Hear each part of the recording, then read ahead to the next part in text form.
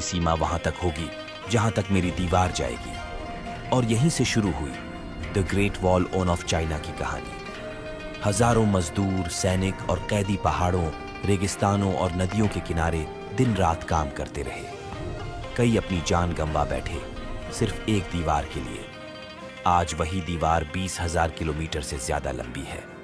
शुरुआत में वो सुरक्षा की दीवार थी, उत्तर के खानाबदोशों से साम्राज्य को बचाने के लिए।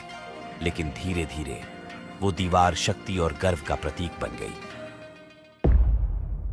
चंद्रगुप्त मौर्य के समय 330 ईसा पूर्व भारत की उत्तर पश्चिम सीमा पर सिकंदर अपनी सेना के साथ आ पहुंचा था।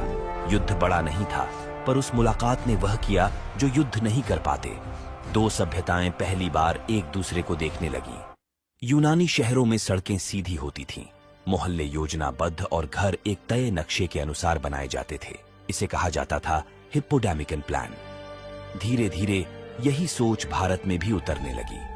पाटलिपुत्र, उज्जैन और तक्षशिला में गलियां अब जैसे तैसे नहीं, बल्कि योजना के साथ बनने लगी। इसके बाद 200 ईसा पूर्व से भारत में शक और कुषाण आए। ये मध्य एशिया के लोग थे, जहां सर्दियों में -15 डिग्री सेल्सियस और गर्मियों में 45 डिग्री सेल्सियस तापमान होता था।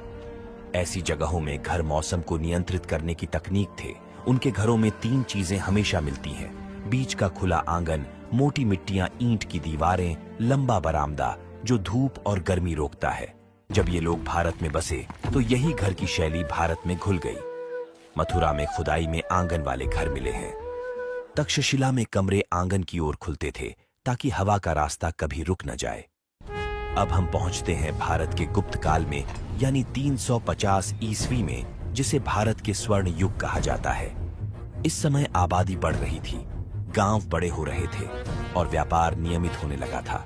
इंसान को अब ऐसा घर चाहिए था जो सिर्फ सिर पर छत न दे, बल्कि जीवन को व्यवस्थित भी रखे।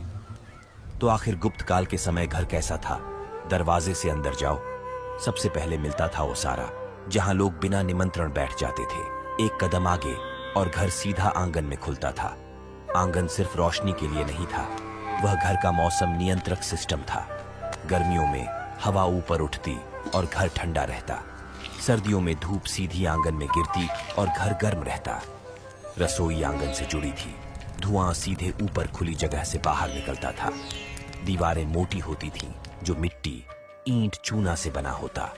इनसे घर गर्मी और सर्दी दोनों में संतुलित रहते थे। आज भी भारत के लाखों गांवों में अगर आप किसी घर के अंदर जाएं, तो आपको यही आंगन वाला ढांचा मिलेगा।